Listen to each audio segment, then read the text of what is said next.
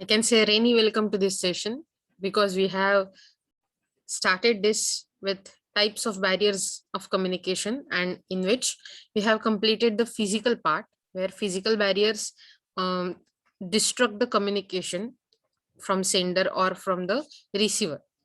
They might be environmental barriers, subjective strains, media ignorances, noise, time, distances, and faulty instruments. Then there are some language barriers. आपण हे physical barriers already पाहिलेत. तुम्हाला आठवत नसेल तर मागच्या लेक्चरमध्ये जाऊन नक्की ऐका. तुमच्या म्हणजे सगळ्यांना नाही म्हणणार मी, पण खूप जणांना अशी थोडीशी घाण सवय आहे की ते लेक्चर बघत नाहीत, ते लेक्चरचे व्हिडिओ बघत नाहीत, लेक्चर अटेंड करत नाहीत आणि ग्रुप वाचत नाहीत आणि डायरेक्ट मॅडमकडे धाव घ्यायची. धाव घ्यायला हरकत नाही. त्याच गोष्टी खूप आता विचार करा, तुमच्यापैकी तुम्ही सगळे मिळून मोर दॅन 195 लोक, बरोबर? If I am not wrong, it's 195 to 197. आणि तशी लोक असताना सगळ्यांनी असे मेसेज करायला लागले मला, तर काय होईल सांगा? मला खूप न्यूसन्स क्रिएट होईल त्यांना रिप्लाय देण्यात, बरोबर आहे की नाही? सो पहिल्यांदा जर ते सांगितलं गेलं नसेल तर तुमची शंका पण किती व्हॅलिड आहे हे तुम्ही तपासून बघितलं पाहिजे. Because that's how we are going to get ready for the future. So language barriers काय असतात आपल्या कम्युनिकेशन मध्ये? तर लँग्वेज ही तर एकदम महत्वाचं प्रायमरी टूल आहे कम्युनिकेशनसाठी. It is not use effectively, it may act as a barrier to communication. जर ती योग्य प्रकारे नाही वापरली तर ती कम्युनिकेशन मधला अडथळा बनू शकते. Some difficulty arises when the sender or the receiver tries to receive without a proper knowledge of the same language. Thus, language barriers may arise when the recipient is not well versed with the nuisance of the language, or when the sender makes errors in grammars, pronunciation, punctuations, etc. Some of the language barriers are as follows. तुम्हाला पुढचे सांगणार आहे मी. So मला सांगा, तुमच्याकडे कधी असा प्रसंग झालाय करे की समोरचा कोणत्या भाषेत बोलतोय, काय बोलतोय, काही कळतच नाही? हे कदाचित एखाद्या लेक्चरच्या बाबतीत होऊ शकतं, हे कदाचित एखाद्या असा विचार करू की नुसत्या कॉन्व्हर्सेशनच्या बाबतीतही होऊ शकतं. आहे असं काही एक्सपिरियन्स तुम्हाला?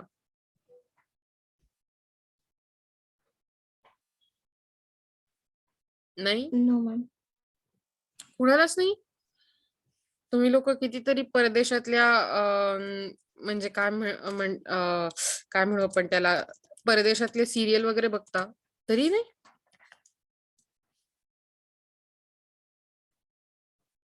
Okay, cool. सो तुम्ही, आपण असं म्हणू की एकदम लकी आहात त्या बाबतीत, राईट? ओके. सो कोणते कोणते आहेत हे लँग्वेज बॅरियर्स?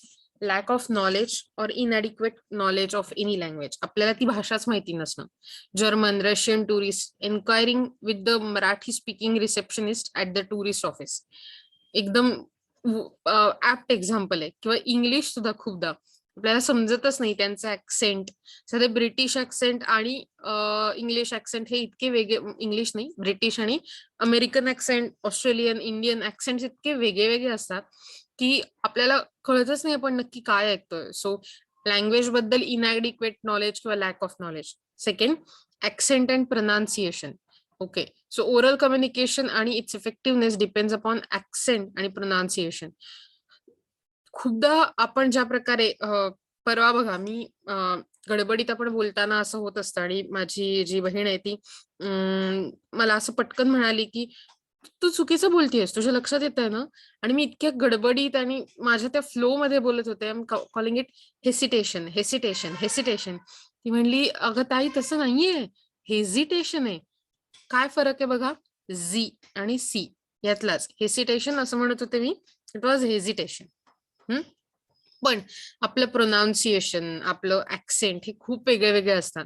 मराठीच्या बाबतीत स्पेशली म्हणाल तर, आणि हे जे माझ्या आवाजात पण होतं की आवाजात म्हणण्यापेक्षा लँग्वेजमध्ये र, ट, फ हे उच्चार प्रचंड वेगळे होणं, इंग्लिशमध्ये तसे बोलले खूप जात नाही. त्यामुळे हा जो ऍक्सेंट आणि प्रोनाउन्सिएशनचा परिणाम आहे तोही भाषेवर होतो. तुम्ही जेव्हा परदेशातल्या लोकांशी संपर्क साधत असता किंवा वेगळ्या भाषिक लोकांशी, बरोबर? देन व्हॉइस कंट्रोल, ज्याला मॉड्युलेशन असं म्हटलं जातं व्हॉइसचं. It helps in making communication effective. म्हणजे तुम्ही slow, loudly, emotionally, angry, pleasant voice, असे वेगवेगळ्या प्रकारचे जे व्हॉइस असतात, त्यामुळे आपला मेसेज अप्रोप्रिएटली पोहोचतो समोरच्या समोर. म्हणजे मी तुम्हाला आता म्हटलं, व्हॉइस कंट्रोल तुम्हाला माहित नाही का? It's it's it's just not it's not good. आता असं काही गरज नाही आहे असं मला तुमच्याशी बोलायची. पण मी तुम्हाला जर समजा एखाद्या गोष्टीवरनं वॉर्निंग देत असेन, ताकीद देत असेन, की मग तुमचं या दिवशी सबमिशन झालंच पाहिजे हां, तर माझा आवाज आपोआप बदलतो आणि ते जर झालं नाही, तर सुद्धा लँग्वेज बॅरियर्स येतात. मोनोटोनस व्हॉईस तुम्ही झोपल्याचीच लक्षणं असतात ती. बरोबर ना? की एक संथ काहीही एक्सप्रेशन नसलेला असा थंड व्हॉईस तुम्हाला किती चांगला वाटतोय बघा आणि तुम्हाला समजतंय का? मी जर समजा असं वाचलं, improper tone which is the sender conveys the message affects the receiver. The communicator should not appear and sound dull, boring, arrogant, impolite, bad tempered or proud to the receiver. What is that? It's very monotonous. असं वाटतं की देवा तुम्हाला काय झालंय? नको. हे प्रचंड काय म्हणू बोरिंग आहे या बाबतीत. ओके. आणि म्हणून मोनोटोनस पण नाही. त्यामुळे तुमच्या व्हॉईसची मॉड्युलेशन पण चांगली पाहिजेत. डेफिनेटली बोलताना तुमचा टोन हा प्रॉपर लागला पाहिजे. पण तो इम्प्रॉपर लागला की लँग्वेज बॅरियर क्रिएट होणार. हं. म्हणजे तुम्ही नक्की काय कन्वे करताय हे त्या टोनमध्ये असलं पाहिजे. तुम्ही जर अतिशय डल, बोरिंग किंवा अरोगंट म्हणजे उद्धट साउंड केलं, इम्पोलाइट, बॅड टेम्पर्ड म्हणजे रागारागात गरज नसताना किंवा कुठच्याही प्रकारे. म्हणजे मी कितीदा तरी ऐकलंय, की तुमच्यातलेच काही मित्रमंडळी जे असतात कधीतरी, ती अशी येतात, "मॅम, वो मैंने किया था." किंवा फोनवर सुरू करताना, "मॅम वो क्या है?" अरे, तुझं नाव काय आहे? कुठल्या फॅकल्टीचं आहेस? इतके स्टुडंट असतात की नाही. बरं आपले सगळ्यांचेच आवाज काही मोठ्या आणि प्रिय सिंगर्स सारखे नसतात आपल्या, की पटकन ओळखता येतील. म्हणजे असं तुम्ही बोलताना एक नेहमीची पद्धत असते, की फोन उचला, "हॅलो मॅम, मी माझं नाव XYZ आहे. मी या फॅकल्टीचा आहे. तुम्हाला आता तुम्ही मेसेज घेऊन आधी अपॉइंटमेंट घेतलेलीच असते, पण तरी नसेल घेतली, तर मला जरा अर्जंट काम होतं, बोलायचं होतं. वेळ आहे का तुम्हाला? आणि मग काय ते बोलायला सुरुवात करा. It must be proper tone. Jargons म्हणजे टेक्निकल वर्ड. असा विचार करा, की या बाबतीत खूपसे नाही, पण तरी याच लेसनमध्ये आपण ते जेव्हा बघितले होते, हॅप्टिक्स, नंतर कायनेसिक्स वगैरे शब्द, हे सगळे जार्गन्स आहेत. म्हणजे त्या सेक्टर मधले टेक्निकल वर्ड्स, टेक्निकल लँग्वेज ही फक्त त्या प्रोफेशनवाल्या लोकांनाच समजते. आपल्याला नाही समजत. खूप सोपं आहे. काही सायंटिफिक वर्ड्स असतात जे कॉमर्सच्या स्टुडंटना समजणार नाही आणि काही कॉमर्सचे स्पेसिफिक शब्द असतात जे सायन्सच्या स्टुडंटना समजणार नाही. म्हणजे त्या गोष्टींना जार्गन्स असं म्हटलं जातं. बरोबर ना? कितीदा तरी मी असं नेहमी म्हणते इकॉनॉमिक्स शिकवताना, की कितीदा तरी तुम्ही इकॉनॉमिक्स शिकवण्यापेक्षा economics is a very logical language literally. Logical thing. पण जोपर्यंत त्याचे शब्द जार्गन्स म्हणून वापरले गेलेले सोपे होत नाहीत तोपर्यंत. म्हणजे ज्या क्षणी ते सोपे होऊन जातात economics is a very easy thing. कारण तुमच्याकडे लॉजिक तर मेंदूमध्ये तयार असतं. होपफुली सगळ्यांच्या. सो जार्गन्सच्या बाबतीत एक्झाम्पल काय? Certain medical terms may be common with the doctors and medical practitioners, but not with the professionals or common people. Thus, while framing a message, the sender should keep in mind who is the audience is like who the audience likely to be. म्हणजे actually audience कोण असणार आहे, कसा असणार आहे, हे लक्षात घेणंही गरजेचं असतं. जार्गन्स जास्त वापरणं जेव्हा तुम्ही एखाद्या नॉर्मल ऑडियन्स बरोबर बोलताय, it's not good. It becomes barrier. Then there is this fifth, ambiguity. Ambiguity म्हणजे ज्याला आपण म्हणतो ना वोगनेस, किंवा नक्की काय बोलायचंय हे क्लिअरच नसणं, क्लिअर कट मेसेज नाही सांगणं. म्हणजे आता त्यांनी एक्झाम्पल मध्येच बघा काय दिलंय. The words fair and fair, different spellings but same pronunciation. तुम्हाला माहितीये इव्हन लीव्ह, LIVE लीव्ह आणि LEAVE लीव्ह दोन्ही सेम प्रोनाउन्स केले जातात, पण तरी त्यात प्रचंड अँबिग्युटी आहे बोलताना की नक्की तुम्ही कशाबद्दल बोललात ते. So it is necessary to make communication as clear as possible to avoid ambiguity with regard to the meaning and interpretation of the words and sentences. Okay, some of these words may have some same spelling but different meanings, or same pronunciation but different meanings. So same, आणखीन तुम्हाला कोणतं example माहितीये का रे, अशी pronunciation same आहे पण spelling मात्र वेगळं आहे?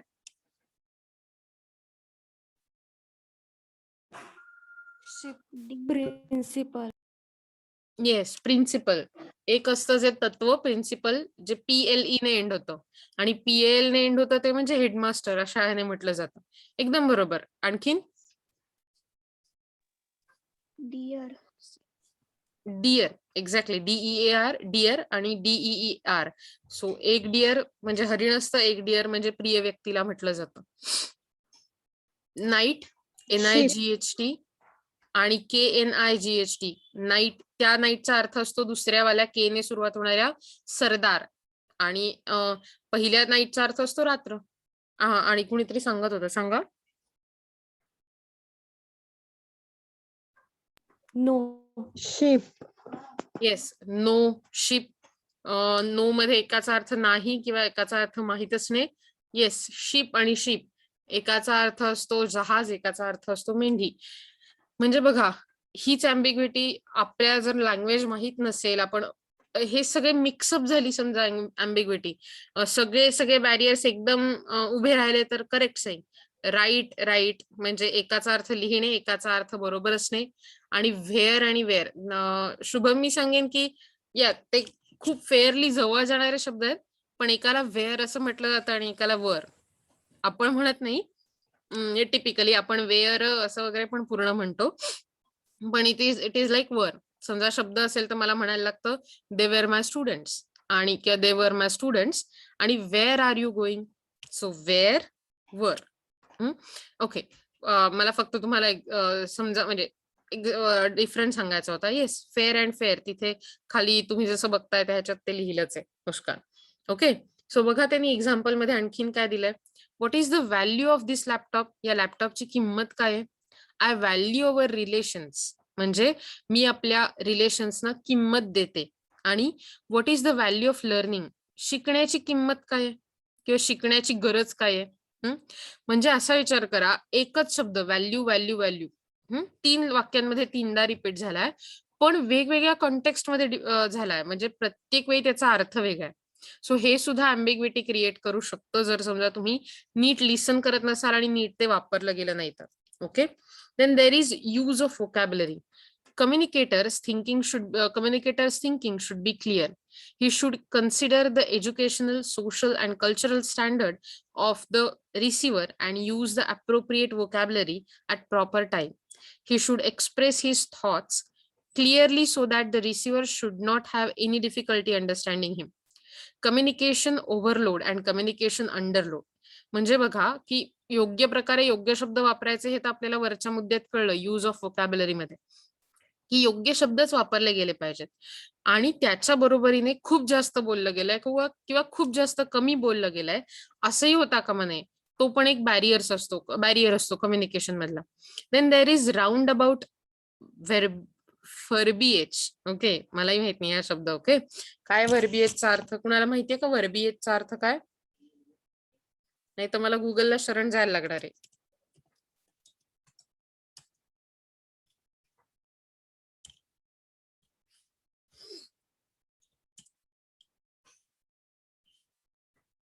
ओके, वर्बीएज याचा अर्थ शब्दावली किंवा वी कॅन से शब्दकोश. वर्बिएजचा अर्थ असतो शब्दावली किंवा like line of words, collection of words. Use of pompous, exhausted words and phrases usually causes a considerable amount of misunderstanding and confusion. For example, instead of saying prior, we can say before. Instead of saying commence, we can say start or begin. But believe me, म्हणजे जरी मी या मुद्द्याशी सहमत असले की कठीण शब्द वापरून तुम्ही समोरच्याला गडबडवून टाकू शकता, पण असं जरी असलं तरी प्रत्येकासाठी कठीण वेगळं असतं की नाही. आणि त्यातही काही गोष्टीसाठी जर आता बिझनेस स्टार्ट करायचा आहे आणि बिझनेस कमन्स करायचा आहे. So measure of the time business Cummins केला जातो. वी कान म्हणजे असं, किंवा त्याने एखाद्या गोष्टीची सुरुवात केली, वी कॅन से बिगिनिंग. मग त्याला स्टार्टिंग नाही म्हणतात. Like I am starting to do exercise, I am beginning the exercise routine. So त्या ठिकाणी ते शब्द असणं अतिशय गरजेचंही असतं. प्रायर हा नेहमी फॉर्मल गोष्टींसाठी वापरला जातो रादर दॅन बिफोर. आणि खूपदा प्रायर एफर्ट, बिफोर एफर्ट्स असं म्हणणं त्या ठिकाणी तो शब्द छान असतो. त्यामुळे आपण आपली वोकॅब्युलरी वाढवणं कधीच चांगलं. अर्थात यालाही खूप मोठ्या प्रमाणावरती असं आपण म्हणू शकतो की म्हणजे हे रिलेटिव्ह आहे, कुणासाठी काय शब्द वेगळा आहे. तुम्हाला माहिती असतील आपल्याकडचे खूप चांगले मंत्री आहेत, शशी थरूर, ज्यांचं इंग्लिश खूप चांगलं आहे.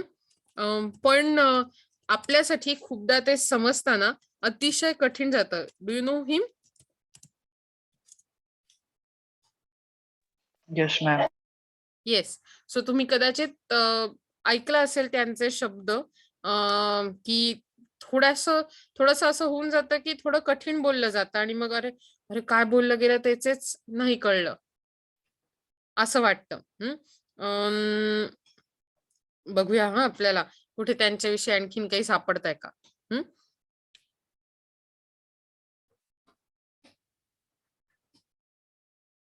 Late me just stop recording.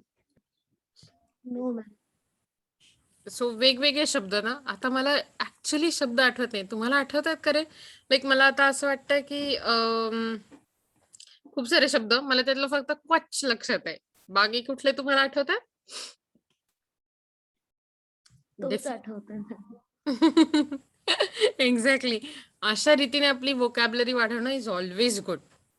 नेहमी त्याचा काही ना काही उपयोग नक्की होतो. आपण कल्चरल बॅरियर्सकडे वळूया.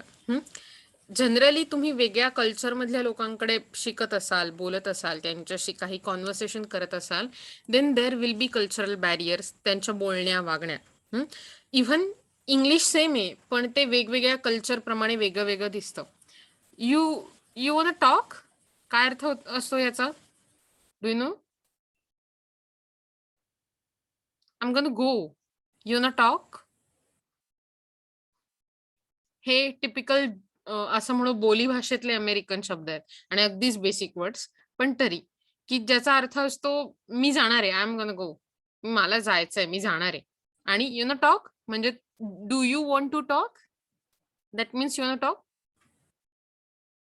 सो जस्ट माझे टोन चेंज करून, माझे थोडेसे शब्द बदलून ओव्हरऑल अख्खं वाक्य बदलतं.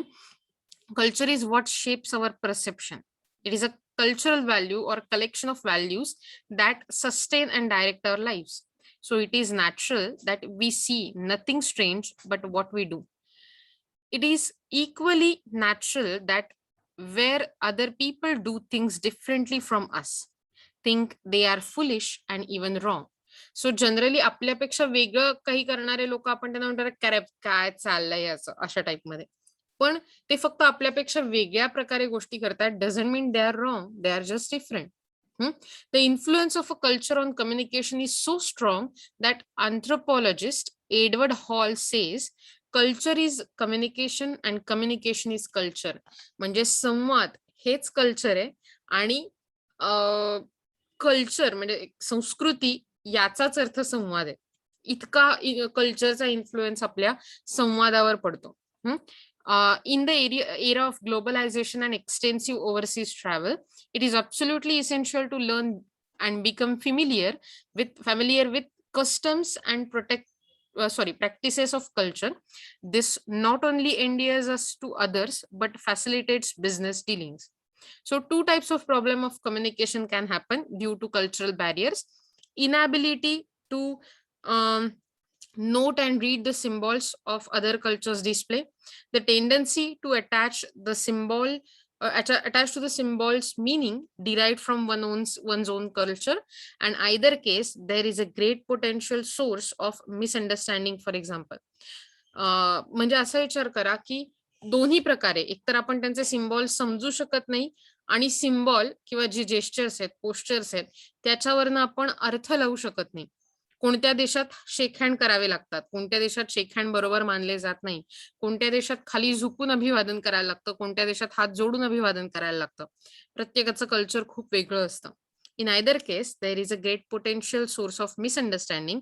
उदाहरणार्थ, in the US people love to be called by the first name, while in Britain and to the large extent in India people like to be addressed by the last name. म्हणजे we are like this.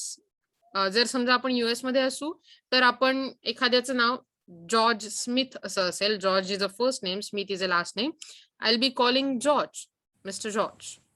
whereas Britain मध्ये I will be calling mister Smith किंवा Smith नुसतं.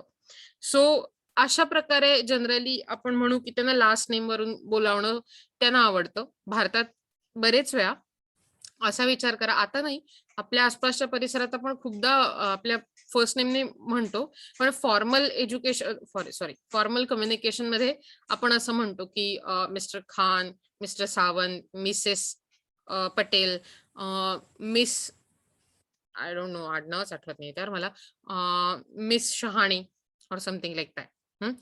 In India, punctuality is not a prime importance. However, while conducting business in US, UK, people are extremely particular about keeping the appointed time.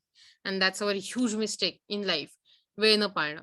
आपल्याकडे तेवढं त्याला बिलकुल महत्व दिलं जात नाही आणि त्याची मजाही उडवली जाते की अरे इंडियन स्टँडर्ड टाईम. पण तसं नाहीये. जगात बाकी सगळे ठिकाणी वेळेचं अत्यंत महत्व पाळलं जातं. वेळेवरच व्यवसाय आणि कुठल्याही प्रकारचं काम केलं जातं. पण भारतात मात्र तसा प्रकार दिसत नाही. In the West, verbal expressions such as good morning, good evening, thanks, and sorry are very common in their speech. In India, we express it through greeting smiles and thanking smiles. Thus makes us look rude and uncultured. So खूपदा तुम्ही बघू शकता की परदेशी लोकांमध्ये ग्रीटिंग्सचा हे अतिशय greetings म्हणजे काय, good morning, good night, good evening, have a nice day, great day ahead, किंवा ह्या प्रकारची जी गोष्टी असतात, थँक्यू आणि सॉरी, तर खूपदा तर ते कॉमन दिसतं. व्हेरॅज आपल्याकडे ते फक्त हसण्यातून दाखवण्याची पद्धत असते. आल्याला हसलं की झालं, गुड मॉर्निंग असं म्हटलंय असं. सो ह्या प्रकारात काय होतं, आपण रूड दिसतो लोकांपुढे. So better start greeting people. म्हणजे फॉर्मली नाही, मी म्हणत नाही तुमच्या मित्रांना लगेच गुड मॉर्निंग मित्रा, गुड मॉर्निंग असं म्हणा. पण जेव्हा तुम्ही एखाद्या फॉर्मल प्लॅटफॉर्मवर असता, please try to go through the cultural patterns. तुम्ही good morning, good night, greetings म्हणा. एखादी गोष्ट झाली आपल्या हातून तर सॉरी म्हणा. आपण सॉरी म्हणण्याने आपण कमी होत नाही. आपण उलट त्या प्रकारे योग्य प्रकारे हँडल करू शकतो ती गोष्ट, हेच त्यातून सिद्ध होतं. Okay. In a western culture there is compartmentalisation of relationships between people. म्हणजे वेगवेगळ्या नात्यांमध्ये सुद्धा आपण असं म्हणू की कंपार्टमेंटलायझेशन म्हणजे डिपार्टमेंटलायझेशन, भाग वेगळे वेगळे केलेले असतात. It is called specific. A colleague is for instance a colleague. म्हणजे जो कलीग असतो, जो काम करणारा असतो, तो कलीग काम करणारा असतो, तो पियर असतो. Work and personal life are lightly separated. म्हणजे जर तुम्ही बघितलं तर लाईटली नाही, टाईटली, काम आणि पर्सनल लाईफ या दोन गोष्टी अतिशय वेगळ्या प्रकारे डिवाइड केलेल्या असतात. On the contrary, in India the relationships with people tends to be diffuse. त्या मर्ज होऊन जातात. भारतात खूपदा बघितलं तर, म्हणजे एखादा समजा आपण असं मित्र तर मित्र असू शकतो तो, त्याला लगेच कुठल्याही प्रकारे इतर नातं जोडण्याची गरज नाहीये, किंवा लगेच त्याला भैया मेरे राखी के बंधन को निभाना असंही करण्याची गरज नाहीये. जर तुमच्या डोक्यात रिलेशन क्लिअर असेल तर त्याबद्दल इतर कुठल्याही प्रकारे विचार करायची गरज नाहीये. हे कल्चर आता आपल्याकडे रुचतंय. अदरवाईज सगळ्यांनाच नातेवाईक करणं हे थोडंसं कठीण होऊन जातं नव्या काळात. कारण एकदा ते नातेवाईक झाले की काय प्रॉब्लेम होतो सांगा बरं मला. तुम्हाला वाटतं का हे बरोबर मी जे बोलतेय ते, का तुम्हाला वाटतं नाही मॅडम, आम्हाला असं वाटतंय की ऍक्च्युली नाती असणं चांगलं. म्हणजे हे प्रत्येकाचं ओपिनियन आहे बरं का, हे काही चूक बरोबर नाहीये. काय वाटतं तुम्हाला?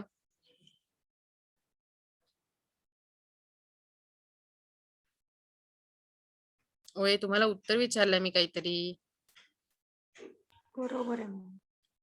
का बरोबर असावं मग ते?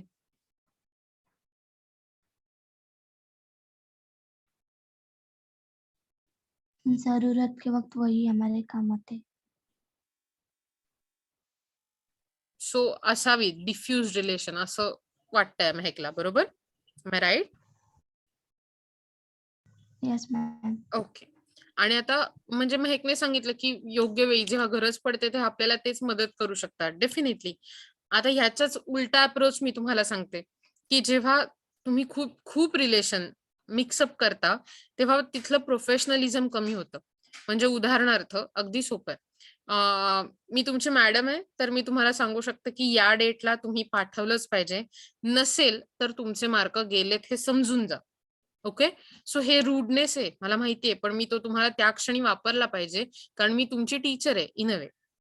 पण जर समजा हेच मी टीचर न म्हणता अरे मी तुमची मैत्रीण तर आहे, मैत्रिणीसारखंच आहे या क्षणी, किंवा मी असं म्हटलं अरे मी तुमची मोठी ताई आहे हे लक्षात ठेवा, आणि त्याप्रमाणे तर तुम्ही ताईला एकदम प्रेमाने गुंडाळाल.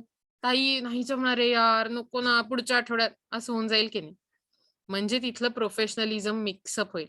थोडं पुढे जाऊया. जर समजा एखादा तुमचा कलीग आहे ज्याच्याकडनं तुम्ही पैसे बॉरो केलेत काही कारणासाठी आणि त्याने दिलेही आहेत तुम्हाला. आता अशी, किंवा तुम्ही दिलेत त्याला असं म्हणू, त्या कलीगला. अगदी तुम्हाला वाटलं त्याची खरंच गरज आहे, ज्याला नड असं म्हणतो मराठीत आपण. त्याला दिलेत पैसे. मग काय होतं की त्याला जे पैसे दिले तर ते पैसे आपोआपच आपण असं म्हणू शकतो की व्हेरी वियर्डली हे पैसे परत मागायची वेळ येते तेव्हा आपण इतकी कचरतो. आपण असं म्हणतो की ह्याला कशी आठवण करू की 3 वर्षापूर्वी मी ह्याला पैसे दिले होते आणि ह्याने मला अजून पैसे दिले नाहीयेत परत. कठीण होऊन जातं ना अशा वेळी मागणं. आपण जेव्हा नातं जोडतो तेव्हा ह्या प्रकारच्या गोष्टी थोड्याशा कठीण होतात असं मला वाटतं. अर्थात हा माझा अप्रोच आहे. तुमचा अप्रोच वेगळा असूच शकतो. बरं का? आणि असं नाही की तुमचा अप्रोच चुकीचा आहे किंवा माझा अप्रोच बरोबर आहे. It's just the relative terms and we can accept that. Okay? Thus the above mentioned and similar differences in cultural values affect our cross-cultural communication seriously. If we are not aware of the differences in cultural values, our communication may be far from satisfactory. म्हणजे आपलं communication हे सॅटिस्फॅक्शनच्या पेक्षा जरा बरंच लांबचं होऊन जातं.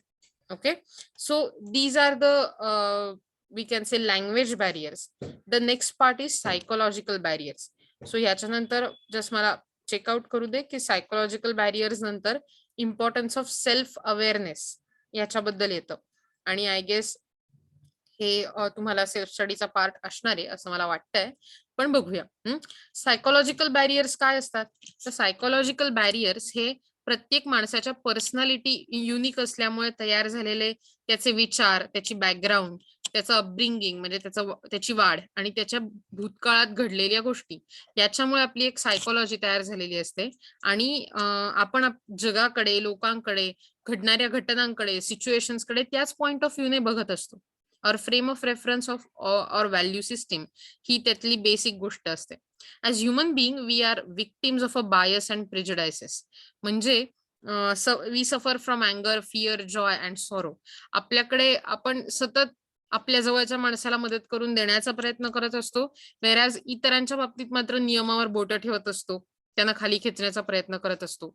आवर emotions and attitudes affect the sending and receiving messages, creating psychological barriers in the process. म्हणजे एखादा कलीग जर मला आवडत नसेल तर त्याच्या प्रमोशन मध्ये अडथळे यावेत म्हणून मी प्रयत्न करते माझ्या नकळत, subconsciously. So these are the psychological barrier. Psychological barriers are the barriers exist in our mind. Firstly, abstracting or selective perception. When information is passed on to us, we selectively choose to read, listen and remember whatever we want and whatever appeals to us. आपल्याला जे हवंय तेच आपण समजून घेतो. अगदी पूर्ण lecture ऐकलं तरी सगळंच्या सगळं डोक्यात जात नाही. जो आपल्याला पटणारा मुद्दा असतो किंवा अगदी एक्स्ट्रीम न पटणारा मुद्दा असतो तोच आपल्या डोक्यात जातो. आणि म्हणून खूपदा जेव्हा कंट्रोवर्सीज क्रिएट होतात बाहेर तेव्हा ते अशा असतात की एखाद्या माणसाने असं म्हटलेलं असतं की मला, असं समजा कोणी म्हटलं की मला XYZ हा देश आवडत नाही कारण या देशात लोक खूप प्रेम करतात एकमेकांवर आणि मला कदाचित तेवढं प्रेम देता येईल की नाही ह्याची भीती वाटते. ओके. सो मला नाही वाटत की ह्या बाबतीत XYZ या देशाबद्दल वाईट बोललंय, पण मीडियाने समजा असं दाखवलं XYZ या देशाला हा माणूस वाईट म्हणाला. Okay, then will be saying पुढे काय म्हटलं ते ऐकतच नाही. आपण सुद्धा लक्षात ठेवताना हा माणूस XYZ देशाला वाईट म्हणला, हा इतकंच लक्षात ठेवतो. So that is selective perception आणि हा खूप मोठा बॅरियर असू शकतो. Then there is snap reaction. This refers to the jumping to conclusions without listening properly or attentively. The listener draws hastily or hasty conclusion and evaluates the message. This is a serious communication problem. सगळ्यांच्या बाबतीत होणारा. जर समजा मी पहिल्यांदा तुमच्या वर्गात आले आणि मी म्हटलं यापुढे ना मी वर्गात आल्यावर मी जे बोलीन ते तुम्ही आधी ऐकायचं बरं का, आणि मग तुमचं काय ते लक्षात घ्यायचं. किंवा मी असं म्हटलं की मी आल्यावर बोलायचं थांबायचं, तुम्ही फक्त माझ्याशी बोलू शकता ऍज लॉंग एज मी तुम्हाला सांगत नाही एकमेकांशी बोला. ओके, आता हा एक बेसिक नियम आहे वर्गाचा. अदरवाईज एवढ्या लोकांच्या वर्गात समजणारच नाही कुणाला काय करायचं ते. पण तुम्ही फक्त समजा तेवढंच ऐकून असं म्हणलं मॅडम ना थोड्याशा जास्त स्ट्रिक्ट किंवा ऑर्थोडॉक्स आहेत अतिशय, त्यांना आता नव्या युगाची भाषा कळतच नाहीये, त्यांना फक्त त्यांचं हुकुमशाही गाजवायचे, दॅट्स इट. मग ते तुमच्या वर्षभर डोक्यात राहणार की मॅडम हुकुमशाही. ओके, प्रत्येकाच्या स्वभावाला वेगवेगळ्या प्रकारचे पैलू असतात आणि त्याप्रमाणे त्यावेळी तो माणूस रिॲक्ट करत असतो. हे लक्षात न घेता स्नॅप रिॲक्शन येतंय तुमच्या लक्षात. Then there is polarisation.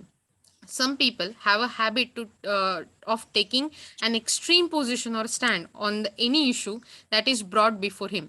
They refuse to compare to take understanding view of others' point of view.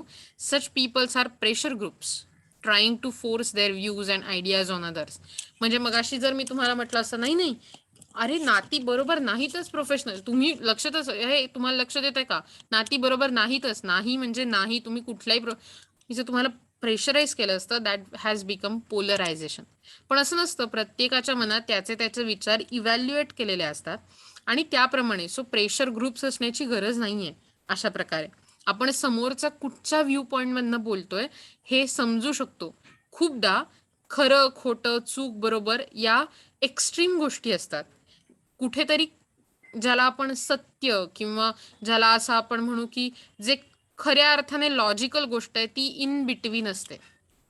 भगवान बुद्धांनी सुद्धा सांगितलं होतं की मध्यम मार्ग वापरा. मध्यम मार्ग म्हणजे काय की तुम्ही कुठल्याही एक्स्ट्रीम लेवलला जाऊ नका. एक्स्ट्रीम हो, एक्स्ट्रीम नाही, एक्स्ट्रीम चूक, एक्स्ट्रीम बरोबर नको, अतिरेकी विचार नको, मध्यात काहीतरी विचार करा. प्रत्येकालाच काही ना काहीतरी विचार सुचतात, बोलता येतात. Okay, so that is polarization and again it is a problem.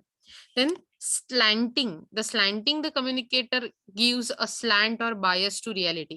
The perception and attitude we have about the sender of the message or message itself makes us in favor of or against the message. असा विचार करा, कुठच्याही political नेत्याबद्दल तुमच्या मनात जी opinion असतील, हा नेता समोर उभा राहून बोलायला लागला की आपल्या मनात आपोआप त्यांनी कितीही लॉजिकल बोललं असलं तरी त्याच्याविषयी वाईट किंवा चांगले म्हणजे एक्स्ट्रीमच विचार तयार होतात. So that is a slanting and again त्यामुळे तो काय बोलतो हे लक्षात न घेता आपण फक्त त्या माणसाच्या व्यक्तिमत्वाबद्दलच विचार करतो. लोकांची मनं क्लोज्ड असतात, क्लोज्ड माइंड. म्हणून पुढचा मुद्दा आहे की पीपल नॅरो माइंडेड. आपण समोरच्याला फॅक्ट म्हणजे आपण ऍक्सेप्टच नाही करू शकत. जसं की LGBTQ कम्युनिटी बद्दल तुम्ही ऐकलं असेल कदाचित त्या कम्युनिटी बद्दल. तर त्यांना ऍक्सेप्ट करणं समाजात हे लोकांना इतकं कठीण गेलं because they have very closed mind. Younger employees may feel frustrated that even a good suggestions are not heard by the superior because of closed mind. So असं होऊ शकतं. बरोबर, 1 मिनिटाने आपली मीटिंग संपणार आहे. लेक्चर अटेंडन्स तुम्ही नेहमीप्रमाणे व्हिडिओच्या खाली कॉमेंट बॉक्समध्ये लावा. हे पुढचे काही बॅरियर्स, रेजिस्टन्स टू चेंज, ऑलनेस, नंतर इमोशन, स्ट्रेस याबद्दल आपण बोलूच आणि मी तुम्हाला काही सेल्फ स्टडीचाही पार्ट देणार आहे. ओके, सो रेजिस्टन्स म्हणजे आपण ओव्हरऑल असं बघू शकतो की कुठल्याही प्रकारे चेंज बदल आला की त्याला नाही म्हणणं, हे पण कम्युनिकेशनचा बॅरियर आहे. वेगवेगळे लोक असताना सगळ्यांवरच विश्वास ठेवणं हाही एक प्रकारचा बॅरियर आहेच. आपले इमोशन्स आपला खूप मोठा ब्रेनचा भाग खाऊन टाकतात. सो त्यावेळी त्या प्रकारे इमोशनली कम्युनिकेट करणं हे सुद्धा